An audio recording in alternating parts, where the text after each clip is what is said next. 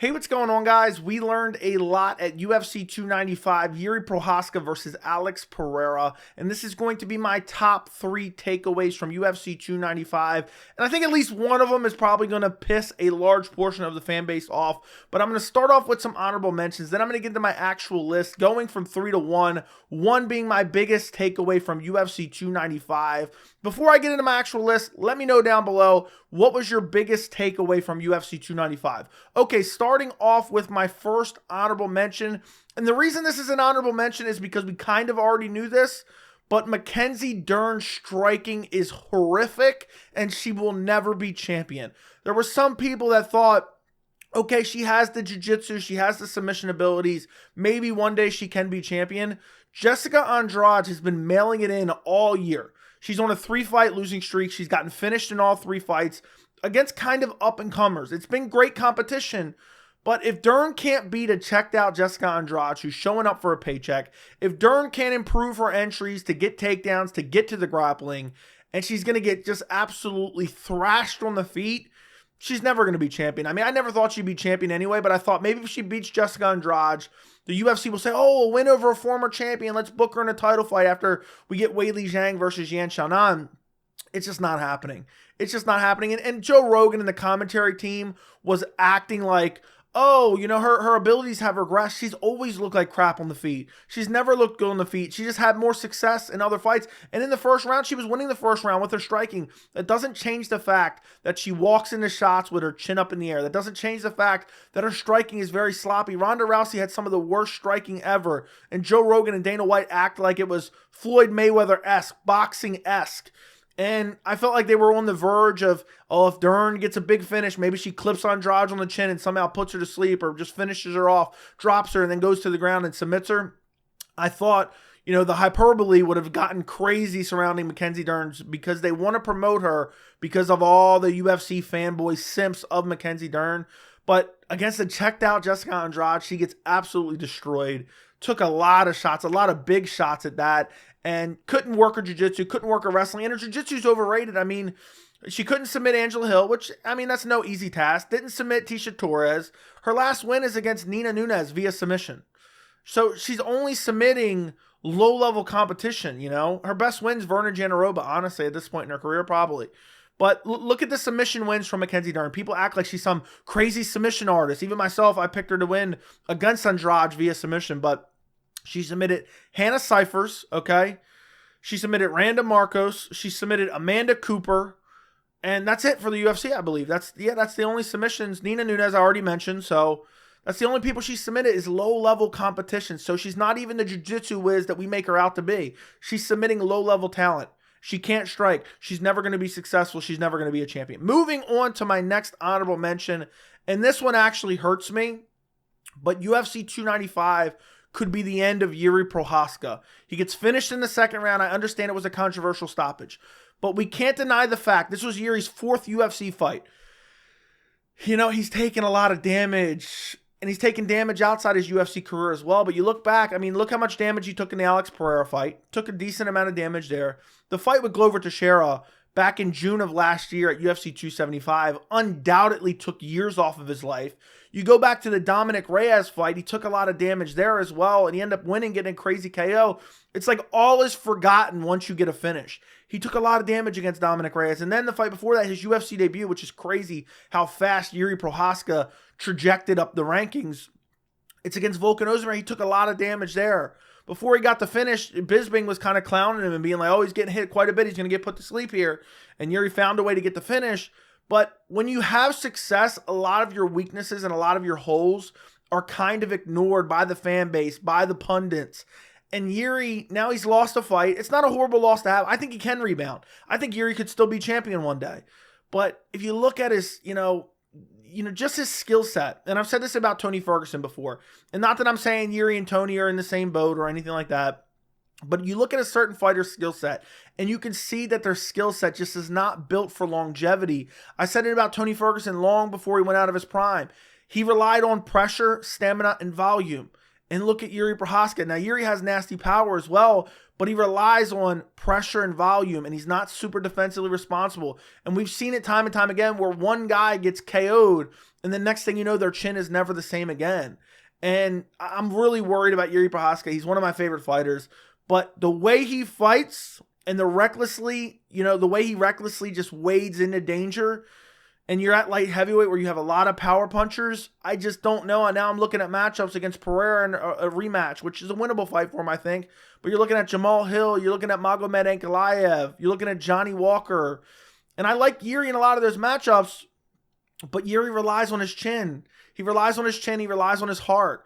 I don't know how long that can be a viable game plan for Jiri Prochazka. And think about it. Think about the way we're looking at Jiri Prochazka right now. Imagine he gets another fight booked, he gets KO'd again. Imagine what we're saying then. He could be the next Dominic Reyes. And it's an honorable mention because I'm hoping it doesn't happen. I'm not confident that that's going to happen. But we have to acknowledge that it could happen. We have to appreciate these guys in that special moment in time. And Jiri Prochazka, it's an honorable mention, but still a takeaway, could be the next Dom Reyes of the light heavyweight division. Okay, moving on to my actual list, starting off with number 3.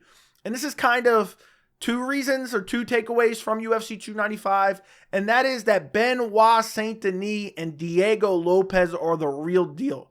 There's been kind of a bit of hype behind both these guys, but I think it's kind of warranted now. I think they've both proven themselves a bit. I'm not saying they're championship level caliber. I'm not saying they're number 1 contenders, but Benoit Saint-Denis has been on an outright tear. And what he did to Matt Frevola is a very good fighter. You know, he lost to Terrence McKinney, but it was kind of fluky. I think Matt Frevola would beat Terrence McKinney in a rematch. Well, I don't know now because I wonder about his chin, with some time off. But either way, skill for skill, I think Matt Frevola beats Terrence McKinney. But Benoit Saint-Denis went out there and dispatched him in the first round with a nasty head kick. It looked good doing it. Looked good in the scrambles, looked good in the clinch, looked good on the feet, nasty body kicks. Dude is the god of war. He is the god of war. Benoit Saint-Denis is quickly becoming one of my favorite fighters. He's on a 3-fight winning streak, a 3-fight finish streak as well, beating guys like Ismael Bonfim, beating Thiago Moises, and now Matt Frevola. His only loss is a short notice fight at welterweight against Elizeu Zaleski dos Santos, who just gave Renat all that he could handle. So that loss, and that's the only loss in his entire career. So that loss, you really throw that out the window. And now he's calling out Justin Gaethje. He's calling out Gamrot. He's calling out Dustin Poirier. This may be a hot take. You guys will have to let me know down in the comments. I think Benoit Saint-Denis can hang with any of those guys. I might even pick Benoit Saint-Denis over some of those guys. I'm not going to get too carried away. I'm not going to get too into picking fights right now. But Benoit Saint-Denis is so well-rounded. Unbelievable durability, unbelievable stamina, unbelievable striking, powerful, great jiu-jitsu, great scrambles. I mean, where is Benoit Saint-Denis' weakness? It really is his defensive striking is really where his weakness is. But that's not even that bad. I mean, the way he blasts body kicks, and he's been fighting decent competition. Some of these guys get hyped up. They get on these win streaks, and they've gotten finishes, and they get hyped up. And it's like, okay, you haven't been fighting the best competition. But Bonfim, Moises, Frevola, that's all decent competition. It's not the elite of the elite, but very good competition. I think Benoit Saint-Denis is the real deal. Then you look at Diego Lopez. The Pat Sabatini win was really, really solid for Diego Lopez. And the fact that he starches him out in the first round, a minute and 30 into the first round, he doesn't have quite the resume that Benoit Saint-Denis does. But Diego Lopez at featherweight, he's going to be a problem for a lot of guys. I desperately want Diego Lopez versus Brian Ortega. Brian Ortega has been squatting on the number 3 ranking in the featherweight division, and it's annoyed me for so long. Diego Lopez should get that fight. I don't think the UFC is going to book that fight, but Diego Lopez should get a big fight in his next fight. He better get a top 15 opponent in his next fight. What he did to Pat Sabatini was nasty. What he did to Gavin Tucker, while it's not the greatest opponent, look how quickly he did it.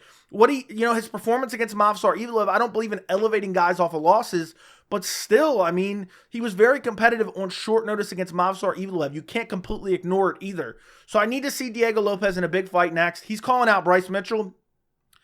Dude, I think that's a bad matchup for Bryce Mitchell. I think Diego Lopez beats Bryce Mitchell with ease. So I think Diego Lopez, Benoit Saint-Denis are the real deal in their respective lightweight and featherweight division. Moving on to my number 2 takeaway.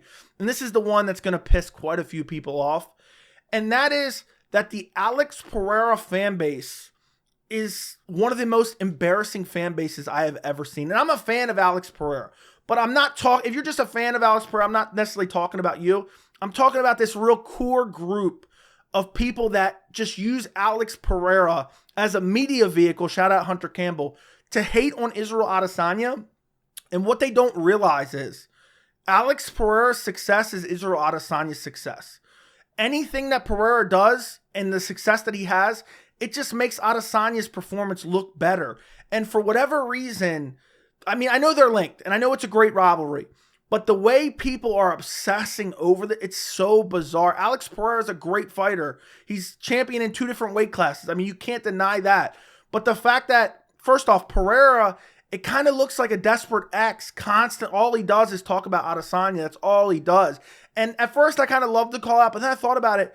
I don't want to see another undeserved title shot. I don't want to see Adesanya walk into a title shot right now. I want a meritocracy. We need to give Jamal Hill his title shot. And it's just, you see a lot of fans acting as if, oh, well, Pereira beat Jan Blachowicz, which he didn't, by the way. He should have lost that fight. Oh, Pereira beat Sean Strickland. They're the 2 guys to beat Adesanya, and now he's the 2-weight champion, and blah, blah, blah. That only makes Adesanya's win against Pereira look better. He slumped him out cold badly earlier this year. That's all we need to know. And I know people say, oh, 3-1, blah, blah, blah. If you add in all the kickboxing matches and all the MMA fights, Israel Adesanya won about 90% of those fights. He won about 90% of those fights. And it's just very bizarre, this obsession. I find it very weird. You don't have to try to put down someone else to elevate someone else. You don't have to do that. And it's just a very weird obsession. And I think it's quite embarrassing. And I honestly think it kind of delegitimizes the accomplishments that Alex Pereira has achieved, because it stands well on its own. You don't have to say, oh, well, he did it before this guy or he beat this guy. You know, the Jan Blachowicz argument I've heard so many times. Oh, we beat Jan Blachowicz and look what Jan did to Izzy. First off, Alex Pereira is massive. Second off, he fought Jan Blachowicz years later.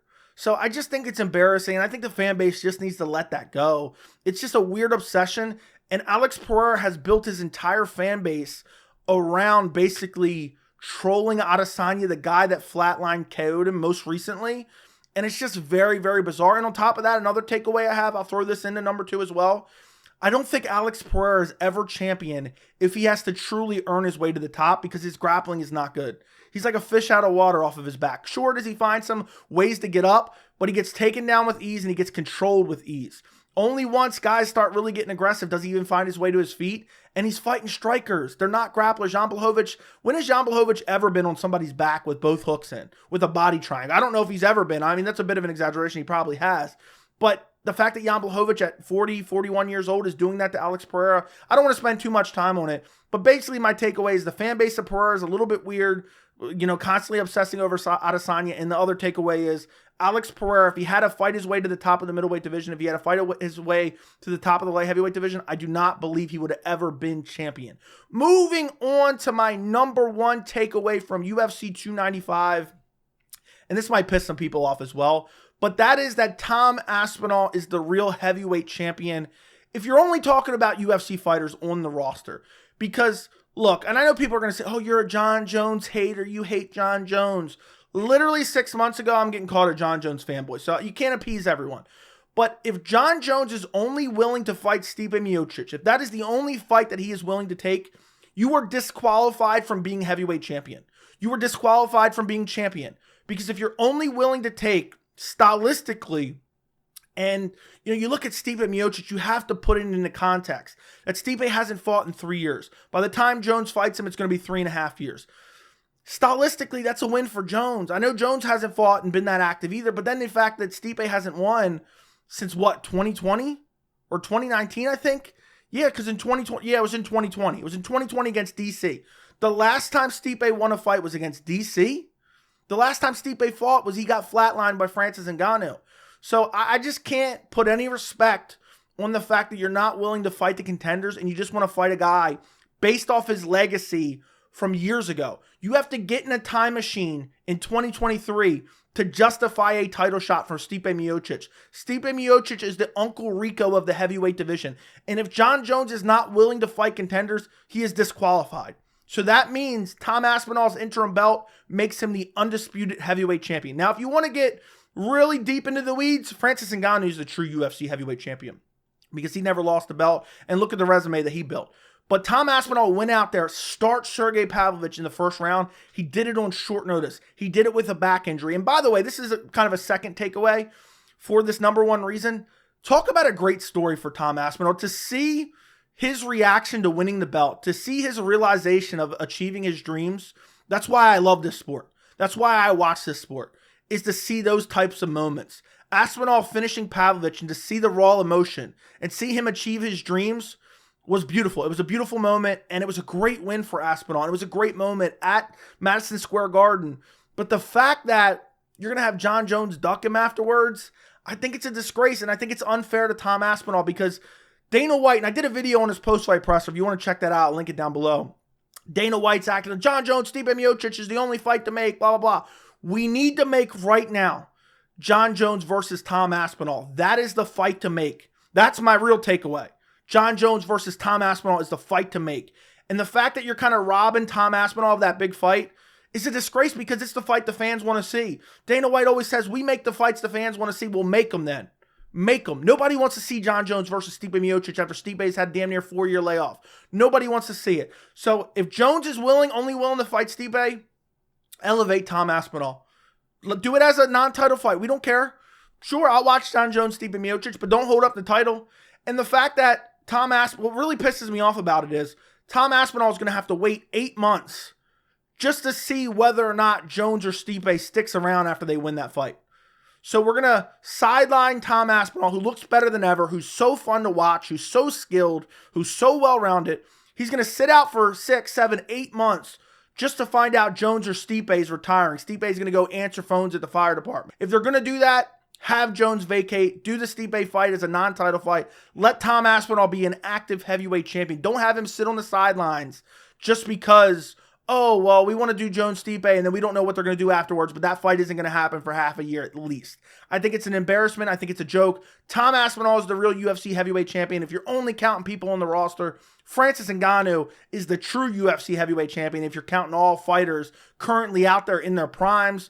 And I just hate what the UFC is doing with the whole Jon Jones versus Stipe Miocic situation. But let me know what you guys think of my takeaways down in the comments. Don't forget to like the video. Don't forget to subscribe. And thank you so much for watching.